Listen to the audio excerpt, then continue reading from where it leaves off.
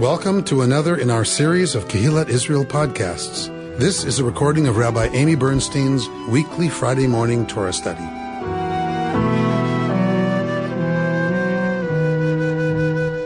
We are this week in Parshat Miketz. We are always in Miketz at Hanukkah, and so it is always read at this exact time. We're in the middle of Miketz, so we're in the middle of this parsha. We've missed kind of a lot of what happened with Yosef, the beginning of the Joseph novella, because we studied the inserted story of Judah and Tamar last week. So we missed kind of what was happening for Joseph in the middle of all that. So let's recap just quickly for people who are not familiar with it. And this triennial is in the middle of this parsha, and so nothing is resolved in this week's parsha, our triennial. So let's just review. So Jacob has two sons by Rachel. He has Joseph and he has Benjamin. Rachel dies giving birth to Benjamin on the side of the road. She's buried on the way from Haran back to Canaan, back to Canaan. And so Jacob is bereft of his wife. And then we know that Joseph, the dreamer, brags about his dreams of his rise to eminence over his brothers with the sheaves and the stars and all that stuff. And they are just murderous in terms of their rage and disgust with him, and Jacob's overt preference of Joseph to all of the other brothers, and giving him a sign of that, some kind of tunic, some kind of very expensive, very intricate outer garment that shows the world that Jacob prefers Joseph. And the brothers become serious. They are murderous. They are that angry and disgusted. And so one day, Joseph's coming along, and they've been out with doing work. So they get upset with him. They can't even look at him. Like, here he comes, and they just start talking about, let's get rid of him. And they do. Reuben wants to, or no, it's not Reuben. Reuben actually stops them, but they want to kill him. And Reuben objects and says, "Don't spill his blood. Don't let his blood be on our hands." And so they throw him into a bowl, into a pit, into a concave something, probably a water cistern, a very deep pit. If you've been to Israel and you've seen the kind of things they dig to hold water, that's probably what we're talking about. But it didn't have water in it. And so he's thrown into this. It's something he cannot get out of. And they leave him there. Essentially, they're going to leave him there to die. When they have another conversation, and the decision is made to sell him into slavery instead. He is taken as a slave to Egypt. So I want you to think about that, because I read a commentary by an African-American pastor that changed a little bit my understanding of this story. We tend to think of the Joseph narrative as the descent and then the rise, the descent and then the rise. But this pastor was saying that Joseph remained a slave. He was sold into slavery. He remains a slave. And that, he may be working for Pharaoh, but working for Pharaoh means you better watch it, because your head could be separated from your neck pretty easily. So it's just a different kind of slavery, but we shouldn't forget that Yosef is, in fact, a slave. And of course, we know this foreshadows his whole family coming down, that family coming down because of the famine that we're going to read about this morning. That is what brings them to Egypt, where they, of course, will become eventually, according to our sacred mythology, they will become enslaved. All right. So this is both the kind of Joseph novella, but it's also the story of the sons of Jacob that will come to Egypt. This is the beginning of the national story as well. All right, so that's where we're at, and Joseph has had some ups and downs, and we're now at the moment where Pharaoh has had a terrible night's sleep, and he has some very disturbing dreams. Garfield the cat would say it's like pepperoni pizza dreams, right? So He has some really bizarre dreams. And in Egypt and in the ancient world, dreams were considered to be communications often from another world, another realm, and the beyond. And so they were taken very seriously. In Egypt, it became a profession. It never did in Israel. It never did in ancient Israel become a profession to interpret dreams. And Joseph is very clear that it is not he who is interpreting, it is God. So Torah is very careful to be clear that we don't have this profession. Joseph does not become a professional dream interpreter. Joseph draws on what he understands now to be a God-given insight into the meaning of the dream and interprets the dream for Pharaoh. 7 fat cows, 7 lean cows are together. The lean cows eat the fat cows, but they don't change. They don't get any bigger. And so Pharaoh's freaked out about this. Joseph interprets this, that there's going to be 7 years of fat, of bumper crops, and 7 years of famine. 7 years of bumper crops are on their way. Okay, so those of you who know the musical, some of us know it by heart because we did it in 4th grade. So we have 7 years of bumper crops coming, 7 years of famine. That's the moment that we are at, where Joseph tells Pharaoh what it is they're going to need to do. So Joseph has told Pharaoh what has to happen before Pharaoh even asks. Joseph says, here's what's about to happen. Here's what you need to do. You need to store the grain from the 7 years. You need to hoard it, essentially, and so that you have it for the during the 7 years of bumper crops, so you have it for the 7 years of famine. So here we go.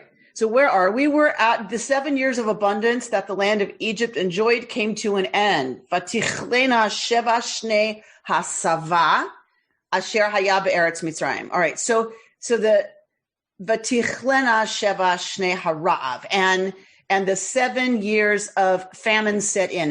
Even if you don't read Hebrew, look at the beginning of verse 53 and verse 54. You can see that those words look very similar.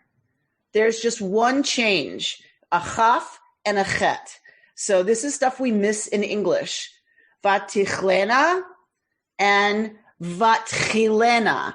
So one is about something ending and one is about something beginning, and these words have just one letter apart. So it's a beautiful actual wordplay in the Hebrew in terms of this being a literary piece. And so the rabbis asked, so it says, when all the land of Egypt felt the hunger, the people cried out to Pharaoh for bread. And Pharaoh said to all the Egyptians, go to Joseph. Whatever he tells you, you shall do. So the rabbis asked the question, so what do you mean?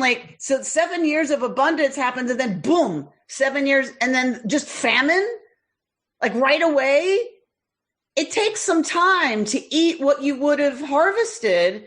If you had 7 great years, you've got grain stored usually from that. What happened? How did 7 years of plenty end and then boom, immediately begins famine? That doesn't make a lot of sense. Usually it takes some years to descend into famine. So the Midrash says, Joseph, his skill, his talent, and the reason he's so successful is not just that he predicts you need to save grain, but that he knew the technology by which to keep it from rotting. That other people, yes, had grain stored, because that's what happens when you have great crops. You sell surplus, but you also keep enough to feed your family, because you might have a bad year. Well, so the Midrash says all the grain rotted. All the stored grain rotted. And so that's why famine set in right away, because they didn't have anything left. Joseph knew how to prevent that stuff from rotting, how to prevent insects from invading by taking soil from the land and putting it on the grain. And so this is how the rabbis deal with what looks like a not so sensible thing, that the 7 years ended, boom, immediately famine begins. Okay. Go to Yosef, Pharaoh says, and do what he says. So when the famine became severe in Egypt, Joseph laid open all that was within and rationed out grain to the Egyptians. The famine, however, spread over the whole world. So this is like the Noah story with the flood. It flooded the whole world, meaning the world that they knew, the world that they could see and hear from and experience, right? So meaning the region. So famine spreads throughout the region. This is not uncommon, by the way. In ancient Egypt, 7-year cycles of abundance, and then the Nile not overflowing and therefore not irrigating the crops for another 7 years is attested to in the ancient literature, in the ancient sources that we have found in archaeology. So it is not unusual. This story clearly understands Egypt. The commentator Sarna says, this is very technical knowledge that the author has of the realities of Egypt, and they are accurate. Everything in here has been attested to in literature outside of the Bible, that this kind of famine happened, that it often affected the entire region. Okay, so Jacob, Vayar Yaakov ki yesh shever b'Mitzrayim. All right, I talked about this at the high holidays. Do you remember? Shever, right? I talked about shever. We talked about shavar being shattering, breaking, the mashber being crisis, and the birthing stool. And then everyone remembers my Rosh Hashanah sermon. Nobody remembers the one that I did on Yom Kippur. Okay, fine. So the one I did on Yom Kippur says it goes further than just crisis and birthing stool. Yes, that's the exciting one. That was the gorgeous one. And shever also means rations. The food you get when you break grain open and take the fruit, the nut, whatever that's called, that when you break open the husk of the grain. So that's why it's shever. It's the same shoresh, the same root as shatter, break, crisis that we talked about at the high holidays. Shever, that which is threshed, food that is broken open so that you can get to it.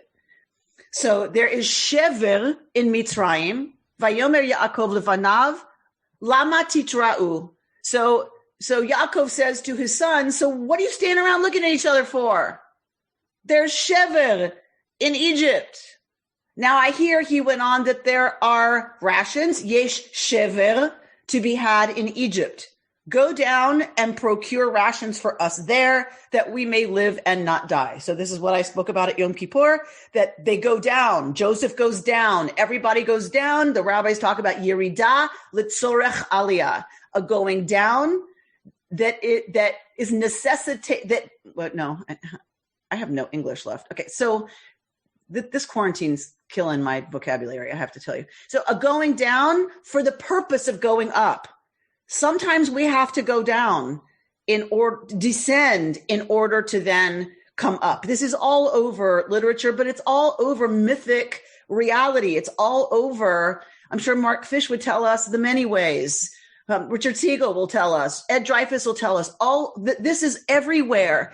Descent into darkness, into chaos, into the unknown, is into the cave, whatever, however you want to talk about it, is often necessary before we can, come up. And life is not just about coming up. It's about these descents as well. And so here it is in our Joseph narrative that they are sent down to Egypt. It's always down to Egypt. Egypt's a dangerous place. It's a place of temptation, right? And it certainly has been dangerous for Joseph. It's going to be dangerous for the Jewish people. They descend, and we know eventually it's going to be about, in this story, a rise. All right. Vayerdu achei Yosef asara. So the brothers of Joseph, they were 10, went down. Lishbor bar mimitzrayim. Lishbor, the verb from shever, to rationize. They're going to go rationize rations. Okay. So what do I want to say? Oh yeah, 10 brothers. Why 10? Because Joseph is in the palace, right? Being the number 2. And Benjamin is at home with Jacob. because here we're going to see why. Ve'et Binyamin achi Yosef lo shalach Yaakov et echav. But Benjamin, the brother of Joseph, he did not send. Jacob did not send with the brothers. So Achi Yosef. Why is Benjamin called Achi Yosef? Aren't they all brothers of Joseph? Why is Benjamin called the brother of Joseph? Because it is his only full brother. It is his only uterine sibling from Rachel.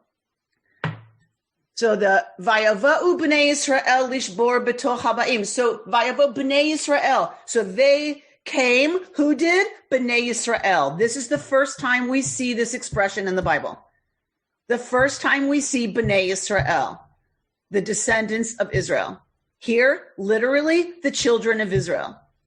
Because they are literally the children of Israel, right? I hate it when I read English text and it's talking about the nation and it says the children of Israel. No, here it means the children of Israel. Everywhere else it means the descendants of Israel, the people Israel.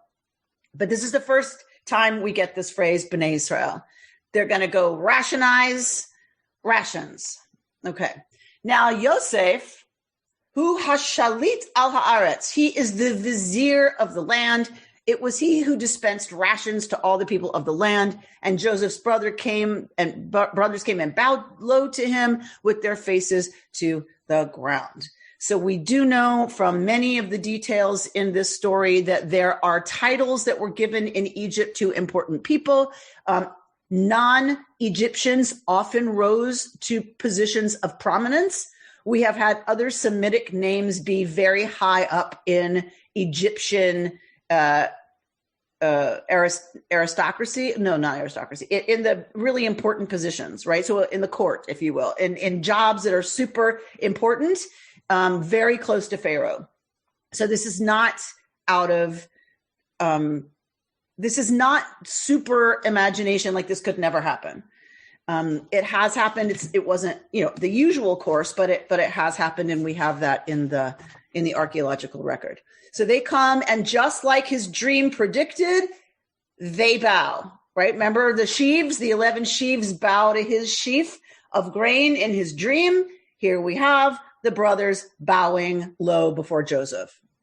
When Joseph saw that his brothers, he recognized them. So he didn't know they were coming. They didn't send a postcard like, "Dear Pharaoh, we're hungry. Love B'nai Israel," right? They just show up like everybody else. They're starving.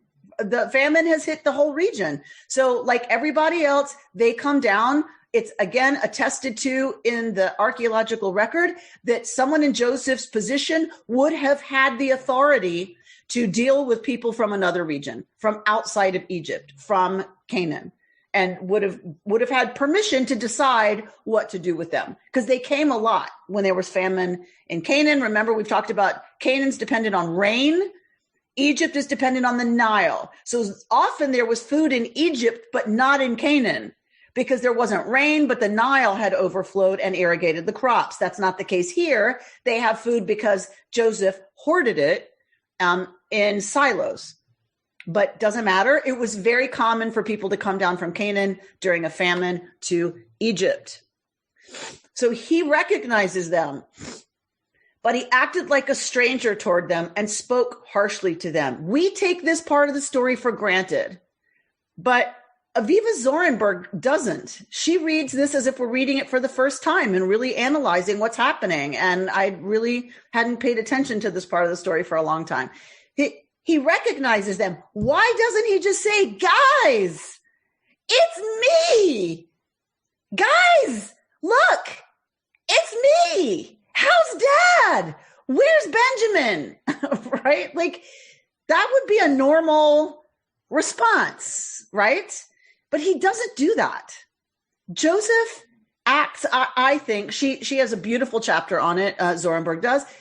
I think Joseph is acting as the traumatized PTSD survivor, that he's very nervous in seeing them, right? These are his torturers. We have to imagine the relationship wasn't great between them before they threw him in a thing trying to kill him, right? We have to imagine they didn't like him before that. And we get indications about that. So possibly his life was really hard among them before that. But they tried to kill him. They laid hands on him and tried to kill him. And then his life is over. He had already lost his mother. Imagine the trauma of that for a child. And then he's orphaned from his father who adores him, who's his protector. He's orphaned by them on purpose. One parent was childbirth. That happens. But the other parent, he's orphaned because of these guys. So he sees them, and there has to be, like, you know, when I thought about it more, this mix of anger and sadness and fear and revulsion and love also. I mean, it had to be pretty tangled. And he decides, like, on the spot, not to tell them who he is and to speak harshly, Dafka, to them. And he says, where do you come from? And they said, from the land of Canaan, to procure food. For though Joseph recognized his brothers, they did not recognize him. Why not? Joseph is speaking Egyptian to them. He is in the clothing, the dress, the hair, the makeup, the jewelry, everything of a very powerful, very wealthy, very well-connected Egyptian official. Recalling the dreams that he had had about them, Joseph said to them, you are spies. You have come to see the land in its nakedness. But they said to him, lo, Adoni, no, my lord, truly your servants have come to procure food. We are all of us sons of the same man. We are honest men. Your servants have never been spies, right? We're all the sons of one man, meaning we're not a gang. We're actually a family, a clan. Vayomer alehem. But he said to them, no, you have come to see the land in its nakedness, and they, meaning while it's vulnerable. And they replied, we, your servants, are 12 brothers. Uh-oh. What did they just do? We're 12 brothers. How many of them are standing there? 10. Right?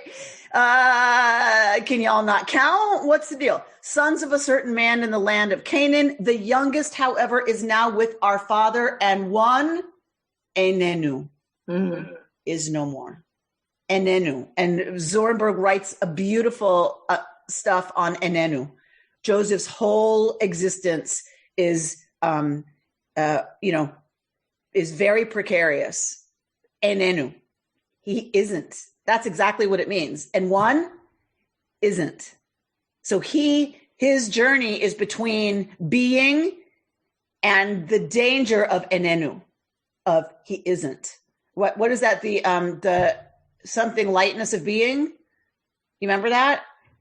The extraordinary lightness of being, right? So that's what this is about for Zorenberg. She says enenu is the story of Joseph's life.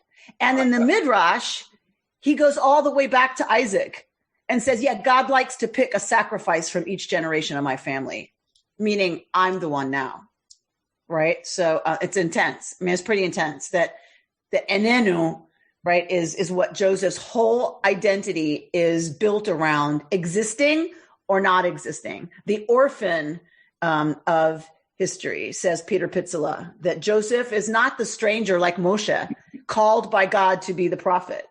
Yosef is the orphan of history. Okay. I like to call it the presence of an absence.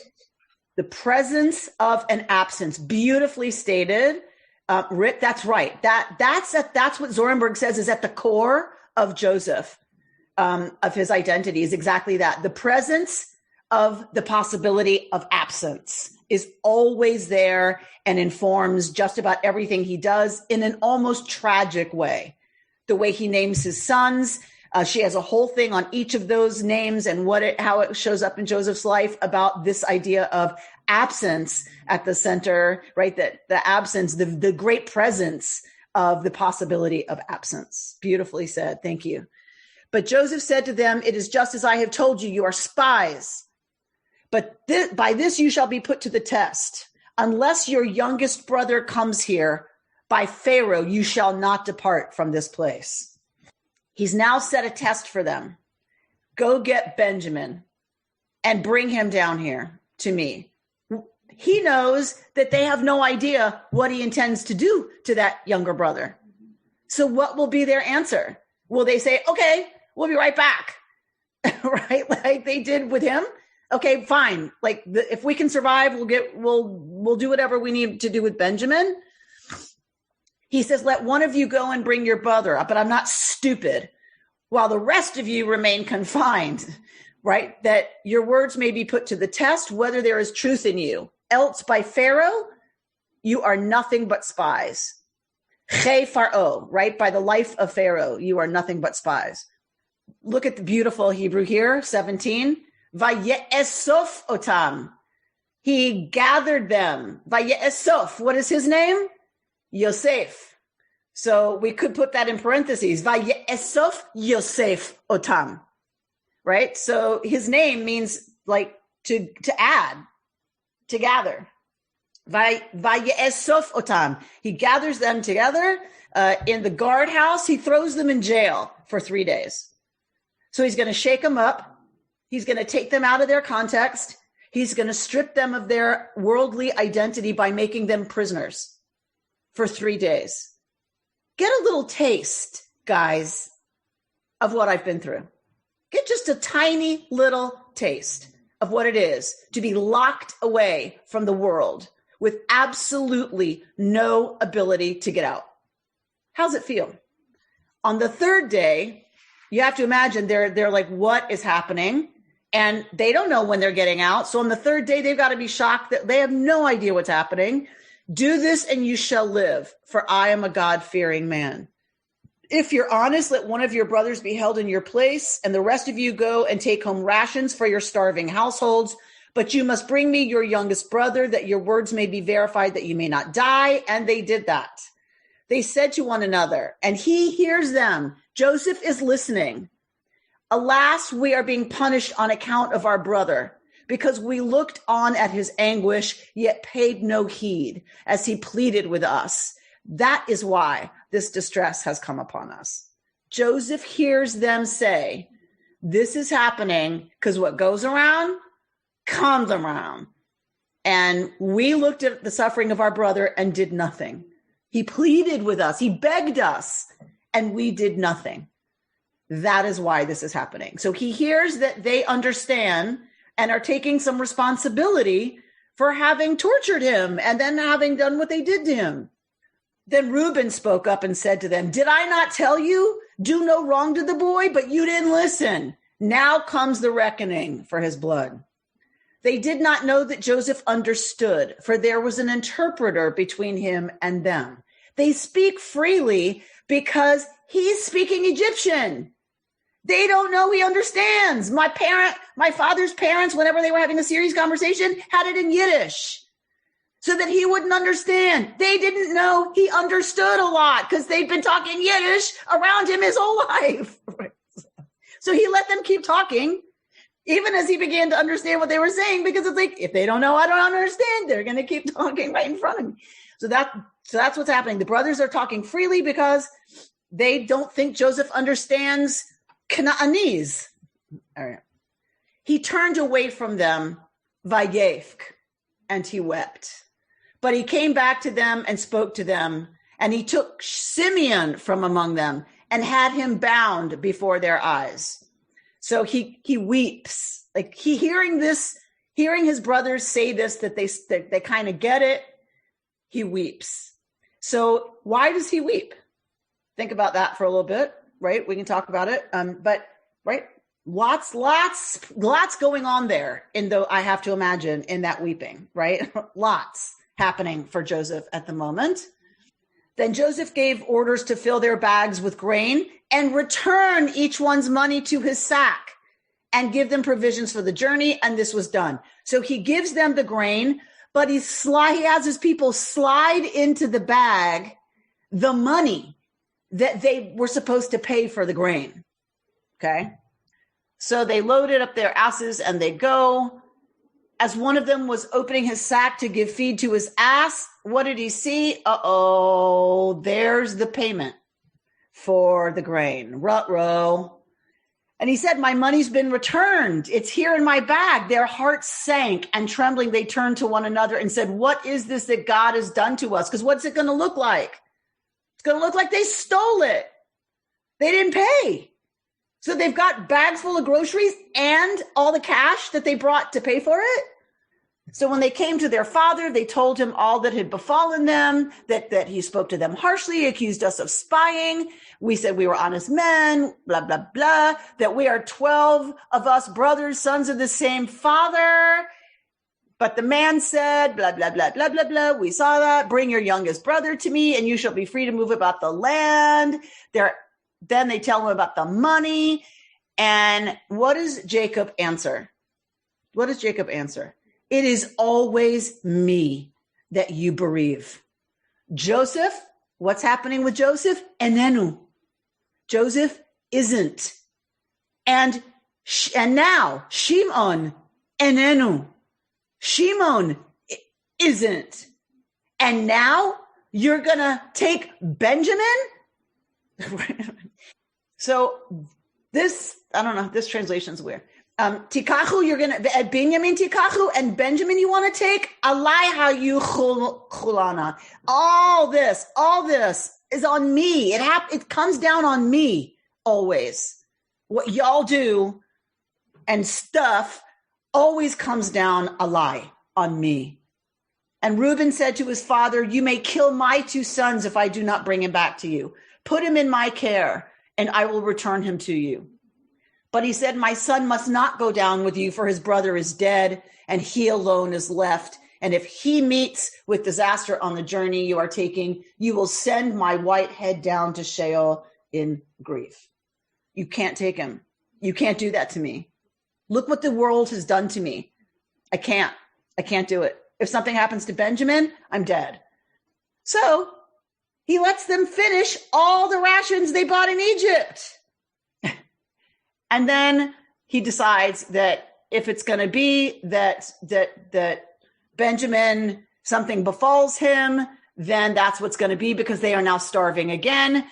And we talked about Judah and Tamar, so I just want to show you this verse. Then Judah said to his father Israel, send the boy in my care, and let us be on our way, that we may live and not die, you and we and our children.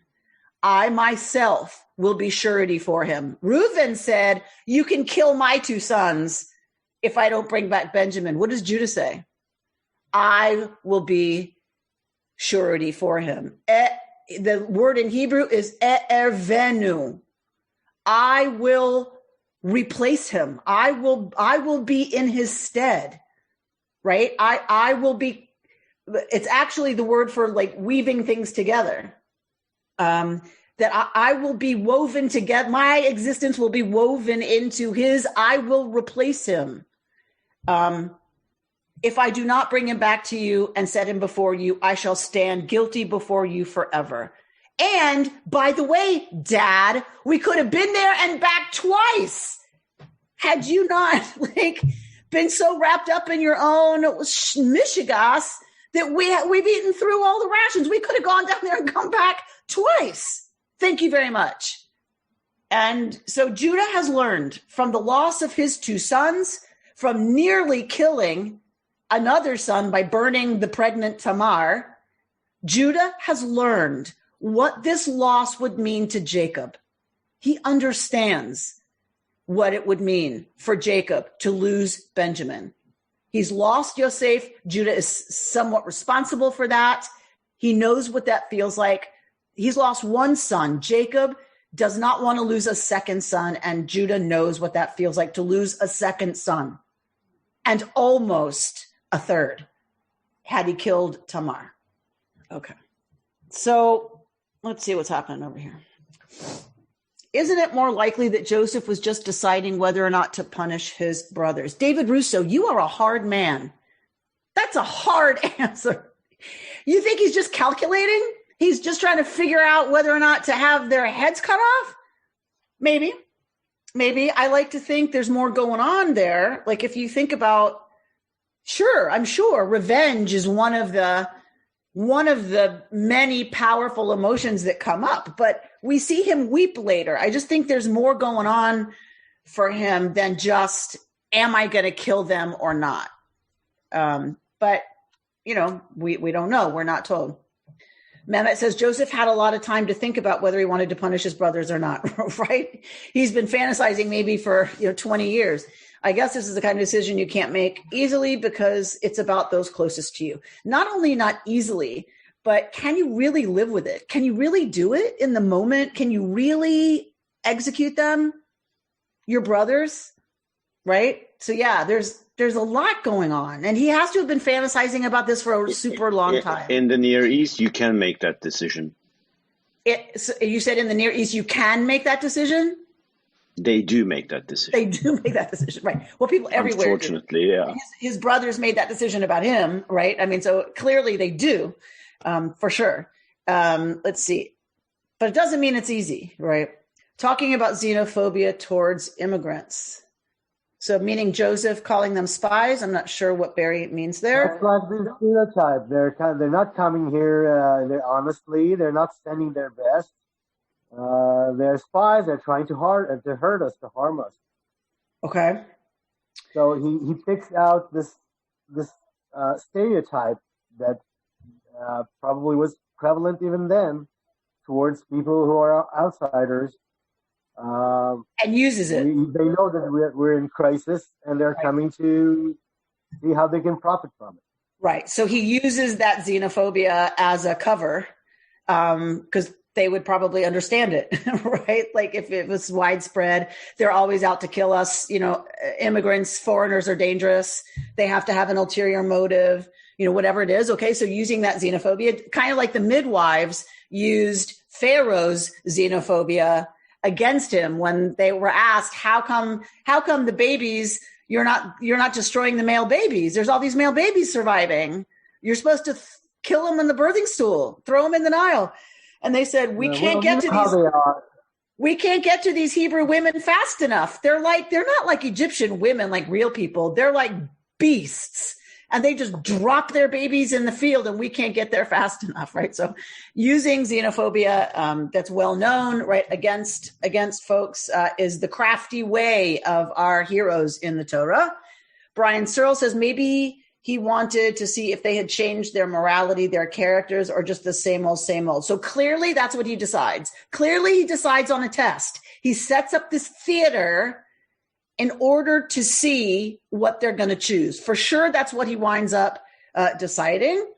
When he weeps, he is consoled because they have acknowledged their wrongdoing. So some of his weeping is consolation, says Lisa, that they are acknowledging that they were wrong, and that moves him deeply. I think that's absolutely part of what's going on with him weeping. It has to be that he's touched on some level. Maybe it's a release, all that anger he's had, all the fantasies of revenge.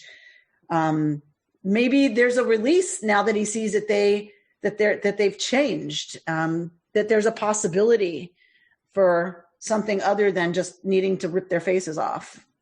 Other comments or questions? There's this interesting comparison that can be made between Reuben and Judah. Uh-huh. And if you'd like to talk about it, it would be interesting. Say more. They both have very different reactions. One of them, Reuben says, kill my two sons. But Judah says, I will be. He takes responsibility upon himself. And also you have always Reuben speaking and then Judah speaking. They're the only two that are talking. And when Reuben speaks to his brothers, he says, I told you so. I told you should. And I don't think that's exactly how it happened. Right. So, and we know what's going to happen eventually is that Judah is going to be from whence comes the king. I think the story is really trying, not really, but also trying to explain why the tribe of Judah is the king and not the eldest. For sure. Because somewhere in Israel's history, right, Judah rose to prominence over Reuben. Reuben being the firstborn, of course, means that tribe had some kind of preeminence originally. And right, so this is kind of how the elephant got its trunk, right? So a little bit about why Reuben is not the capital, why Reuben is not from whence kings will descend, but Judah instead, for sure. There's a lot of etiology going on here, I think, for sure, Barry. And the commentators see that, anyone who comments says, and Reuben then sleeps with Jacob's concubine, right? So Reuben is kind of, he messes up in a way that explains why in history he is not as preeminent anymore. So Mehmet, you asked, when he says, I'm a God-fearing man, what God is he talking about? Torah understands it that he's talking about Yud-Heh-Vav-Heh, that he's talking about the God of his fathers, the God of his ancestors, the God that Yaakov encountered when he wrestled, right, and got the name Yisrael, right? So that's the God Joseph understands as being the one that gives him the power to interpret dreams and the insight to do that. That's the one that he worships. But remember, syncretistic worship was common in the ancient Near East and in Egypt. So you could have your own God without in any way having a problem with Egyptians having their gods. There was lots of gods, right? So Barry says he swears by the name of Pharaoh and not Yud-Heh-Vav-Heh, right? Because he's playing the good Egyptian, right? And who's the authority? And Pharaoh's a god in Egypt. So if you're going to play the good Egyptian vizier, you're going to swear by Che Pharaoh, right? And not Yud-Heh-Vav-Heh. That would have signaled them right away. Had he sworn by Yud-Heh-Vav-Heh, that would have given it away. Who he really is and who he's really aligned with and who he really worships. Because where else do they worship Yud-Heh-Vav-Heh? Nowhere. Yeah. Amy? Yeah. Can I make a comment? Please. I visited an ancient Greek town about 2 months ago here in Turkey. It's called Aphrodisias, and there was a Jewish community there, and they unearthed an inscription near this local synagogue on which we read in Greek the word Jews, and then the second group is the God-fearers. The God-fearers are those who believe in the Judaistic God, but they're not directly Jews. So I'm just questioning now if Joseph was giving them a sign by saying, I'm a God-fearer. Oh, interesting. That he's trying to tip his hand? Yeah. Could be. Just signaling. Uh-huh. If they pick it up, which they don't. Yeah, just right. the theory. If he was signaling, they're not the brightest bulbs on the tree, if you know what I mean. Not the sharpest knife in the drawer. All right. Joseph also has to deal with the recognition of the power of his own murderousness, says Mark Fish. What has been fantasy perhaps may become reality, causing conflict and anxiety within his own values and his God, and bringing on fear of inner and outer retribution. Whoa, okay. Wow. Yeah. Right? Talk about having a lot going on, right? Mark, exactly. Right? It's one thing to fantasize about getting back at somebody. It's a whole nother business when they're right in front of you and you have the power to do so. It's one thing. You may even be a little ashamed of your fantasies about getting back at somebody, right?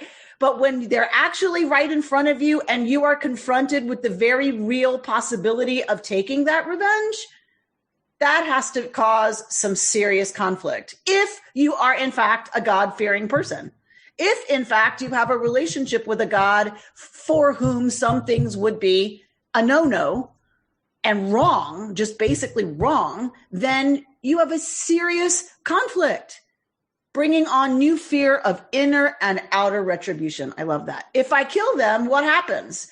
Both internally, for me, what is the punishment? Or what are the consequences for me as a person and in my relationship to something I call God? Because we know Joseph has that relationship. He truly does. He says to Pharaoh, it's not me, it's God.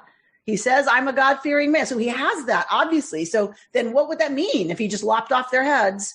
What would that mean for him in terms of the consequences internally, as well as has Pharaoh given him permission to execute these folks who come looking for grain? No. And we see with Moses what happens when Moses takes that authority on himself, even as a prince of the palace. He is a fugitive. Moses, when he takes that action of killing the taskmaster, Moses becomes a fugitive because you cannot take that authority from Pharaoh, right? To just execute people. That power belongs to Pharaoh, and that's too close to challenging Pharaoh's authority. Barry says, oh, the number of times I fantasized about telling my former boss what I really think about him as soon as I move on to my next job. We've all had that fantasy. We've all been there, right? Those of us who've had bosses. Yeah. So it's, and when we talk about mindfulness practice and mindfulness meditation, this is a lot of what we need to stop, right? Or relax from, is because our brains are constantly doing this, constantly running over the past, constantly keeping score, constantly fantasizing, whether it's about reunions or about asking forgiveness and fixing something, repairing something, or about retribution. This is what our brains do constantly. So we have to assume that Joseph has been doing this for 20 years. They've been separated. He's grown up. He was a youth. He's now the vizier of Egypt. It's been 20 years. That's a long time to perseverate, right, on how to get even with folks who have done you wrong and done you the ultimate wrong, meaning they could have assumed you're sold into slavery. Your life often doesn't last very long. And if it does, it's not going to be pretty. Like, they've done the worst they can do outside of killing him, which is take away his identity as an individual human being and making him property. All right. So I want to share the words of Peter Pitzela with you. There's so much. I have to pick what I want to share. Okay. Okay. Providence, writes Peter Pitzela, is a way of affirming that there is a meaning in life, an emergent good from an evident evil, a possible healing from enormous wounds. This power of the present to reclaim the past lays the myth/theological groundwork for all subsequent tales of redemption. It is no coincidence that the name of the father of the Messiah in the Christian dispensation is Joseph. All right. So, right, the heart of the myth is that great healing can come from enormous wounds, that there is meaning in life. All right. So, at the end of our story, he kind of gets it, that all of this was done. Everything that's happened to him was to put him in the position to save his family. That's really what Joseph takes away from all of this. You know how I feel about Moses. I go back and forth about Moses. You know that. And so I also go back and forth about Joseph. There's years where I'm like, this poor guy is really just a shell of a human being. He's got to be so broken and so whatever. And he marries this Egyptian daughter of the high priest, but he names his kids these things that are really indicative of his pain. And right, he doesn't have his father till his father's late in life. I'm like, poor guy. He never really got a life, kind of like Isaac. He just is a shell. And other years, I kind of get what Peter Pitzela is saying, is that no, it's the opposite. It's this tale of meaning. It's a story of Yosef finding meaning and purpose, even in, and maybe because of, all of his suffering. That only through suffering, and going down to Egypt as a slave, and being in Potiphar's house and having all of that taken away, which puts him in the prison where the baker and butler are. So he interprets their dreams, and one of them talks to Pharaoh when Pharaoh has a dream. That's how Joseph gets before Pharaoh. All that had to happen for him to be able to be in this position when his starving family comes to Egypt, that he could feed them, that he could save their lives, that he understands this as redemptive. his story as redemptive, is what Peter Pitzela is suggesting. When because Joseph says to them at the end of the story, we're not there, we'll get there next year, foreshadow, preview.